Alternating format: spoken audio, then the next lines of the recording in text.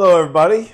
This is Ricky Reacts. This is where we take questions from Dylan. I have no idea what they are going to be about. They're not necessarily about anything. I might not know the answers, so you might get some really messed up answers from me. But I want you to like and subscribe over here. Also, you can catch myself, Savannah Kelleher, Bill Calarulo on Unfiltered, 2 to 6, Monday through Friday on 97.5 The Fanatic, 97.5thefanatic.com, and NBC Sports Philadelphia. I'm here with Dylan McKinnon. Dylan is ready to fire away. Let's go, Dill. So we have seen Joe throw a really nasty splitter that Yeah. touches 100 miles per hour. What one pitch do you wish you could have added to your arsenal during your playing days? Oh, wow. Probably a knuckleball. I always wanted to throw a knuckleball in a game. All right, first and foremost, when I came up, they wouldn't let me throw change-ups because I had a fastball curveball type. So I was able to develop a changeup later on in my career, so that kind of satisfied me in that area. But being able to throw a knuckleball in a game, I think that would have been fun. I think it would have really screwed some hitters up, and I probably would have enjoyed that. But I mean, some of these, a splitter at 100 miles an hour, that's just flat out unfair. I mean, think about it for a second. Guy's throwing 101, 102 miles an hour. All of a sudden, he throws this thing that's moving all over the place. You really have no choice but to swing. Good chance you're going to sit your ass down in the dugout. How's that? I mean, I wouldn't mind having that pitch either if I could do that. Heck, I wouldn't need a 100-mile-an-hour fastball. Just throw that all the time. I wouldn't even bother with a fastball. But I still think, come on, think about the knuckleball just kind of dancing in there, and then your next pitch is 98. Good luck. Good luck trying to hit that. What do you think is the hardest pitch to hit in baseball? Uh, Probably a split. I mean, we've seen it from here. I'm not going to use Duran for this because he is the exception to every rule as hard as he throws it. I think when you go further, you could look at when Taiwan Walker first came up here, when he was throwing 95, 96 miles an hour, and then he throws this split at like 87, 88. I mean, number one, it throws you off balance. Number two, the eyes, they always say the eyes don't lie. But when you're a hitter, they do lie because they see that pitch up in the zone and a good pitch to hit. Next thing you know, it's down below your knees. That's a tough pitch to hit. I think that is one of the nastiest, if not the nastiest pitches to try to hit because it's hard to, number one, see out of the hand. And if you're not seeing the pitch out of the hand, you're guessing when the pitch is coming in. And then next thing you know, it's just diving away from you. I think that's one of the toughest pitches in baseball to hit. Uh, and it's not just from Duran, it's not just from Taiwan. It's anybody who could really control it is in really good shape. Yeah, so the Las Vegas Aces recently had a viral moment when they had their baby crawl race, and it was cute. Babies were crawling on the court trying to, they were racing. One of the babies, and they went viral because the baby stood up, took its first steps to win the race. But do you think that's cheating? Do you think that baby should have been disqualified? Yeah, if it's a crawl race, I mean, think about this for a second. What if you bring in a kid that could already walk and he just gets up and runs to the other side? The game's over. I mean, this is no. Number one, disqualification automatically.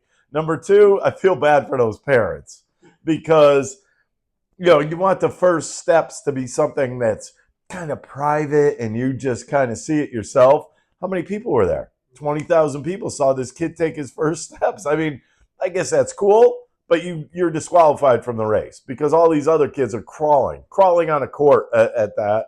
And this kid just gets up and says, I'm just going to run to the finish line and I'll be good. Nah, I'm not buying that that's any good. And I think that little kid, no offense, little tyke, you're disqualified. You don't win. Whoever came in second is the real winner in that race. It's a crawl, right? They called it a crawl race. Then what? You can't walk? Yes, automatic disqualification, no doubt about it. Okay, speaking of the WNBA, they also recently had a problem with people throwing certain objects Oh, onto yes. the court. Yeah. In your playing days, did you ever have an experience of fans throwing stuff onto the field or at you? Uh, Not what was thrown on the basketball court, no. No, nothing, nothing to that extent because I obviously know what was thrown on the basketball court. But I will say this. We used to get it when you were in the bullpen in the vet, it was pretty much every day somebody was throwing something down or dropping something into the bullpen because there was a walkway with a railing right above us. So yeah, stuff would always come down there. I mean, we've had wallets, keys, you name it has come down there. A lot of hot dogs. pretty much hot dogs was probably the main thing that would be thrown down there, especially on dollar dog nights. Yeah, we'd get hot dogs in there. But the most dangerous that I've ever seen, um, everybody remembers J.D. Drew, how he quote unquote from the Philly fans uh, blew them off, which was not even close to the truth because I do know the truth as to what happened there. But I was the unprivileged one uh, to get to come in a double switch the first time he played at the Vet, believe it or not. And I will tell you this much, I'm talking D-size batteries were hitting the turf, and I could hear them going by me on the turf. And it was they were not for me; they were meant for him. But they were all over the field. I mean, there probably had to be 50 to 100 of them thrown down on the field. And number one, if those are coming from the upper deck of the Vet, if that hit somebody in the head, Phillies would have been in for a huge lawsuit because that would have done some damage, and that was dangerous. But for the most part, I mean, besides that, and that was on a, I guess that was on a kind of a strange night that normally that would not happen, but it did. Um, yeah, the batteries were the worst thing I've ever seen thrown on the field. Okay, so the other day, I texted the unfiltered group chat just to update them that the Mets were 3 outs away from being no hit. Yes. The Mets very quickly got a hit with Yeah. Juan Soto hitting a home run. Do you believe in the no-hit jinx? Yes. Yes, 100%. I think, let me put it this way. When we're doing pre and post game, at NBC, I will sit there, and if the other team has a no-hitter or a perfect game going, I will say it 100 times until that thing is over. Yeah, I do believe in it. You know the other thing I believe in? And this really ticks me off from my coworkers sometimes. And there's a perfect example of it was the game one of the Red Series in Cincinnati. They played the first 4.5 innings, and I bet 30 minutes. The game was absolutely flying. I'm not going to say the name. Walks up to me and goes, 4.5 innings. And he points at his watch like this game's flying. You know what happened? Rain delay. The game slowed down in the 6th inning. Then they had a rain delay. They come back from the rain delay. Then they finish the game. So that quick game went goodbye. I mean, obviously, you know what? You go to work. Some days you're like, maybe we're going to have a quick day at work. No, you never say that out loud because it will bite you, and it will bite you hard. And every single time, and this is not a joke, every single time somebody says something about the time of the game, it will slow down. So if you're hoping for a quick game, don't say a word ever because it will slow down. So is it my fault the Mets broke up the no-hitter? Yes. Okay. Yeah, it is. 100% it's your fault. I'll take it. Okay, so the NFL recently acquired an ownership stake in ESPN in the deal that where the ESPN gets Red Zone. It's basically now their partners. Right. Do you think that compromises ESPN's ability to cover the NFL? It should, because I mean, don't you have to be non-biased at that point?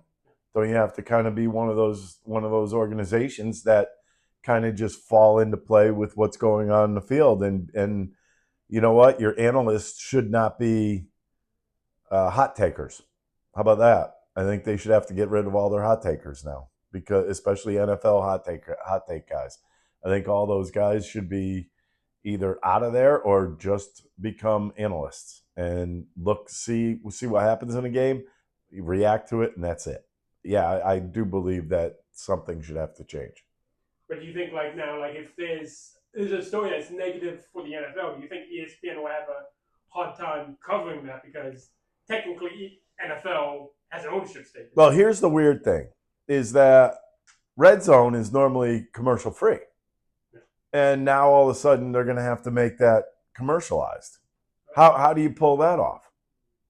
Because they're going to have to sell the show. They're buying this for way too much money. They're going to have to sell the show unless they make it like a pay-per-view, which very well they could do that. But I look at it this way. They're in a dance now. They're in a marriage with the NFL, and you got to act that way. So, yeah, I think ESPN's going to have to make some changes. There's no doubt about it. There you have it. You know what? Hey, Not a bad little thing. I'd like you to like and subscribe over here. Also, catch myself, Savannah Kelleher, Bill Calarulo on Unfiltered 2 to 6 Monday through Friday. And that is on 97.5 The Fanatic, 97.5thefanatic.com, and NBC Sports Philadelphia. What's up, everybody? It's Bill Calarulo from Unfiltered with Ricky Bo and Bill Calarulo. Thanks for watching. Make sure you're subscribed to our YouTube channel because we post a ton of content. It's not just what you hear on air. We're posting content all day long. We do some things before the show, after the show, even stuff during the show. So subscribe, like, do whatever you got to do. We got all this content coming to you every single day.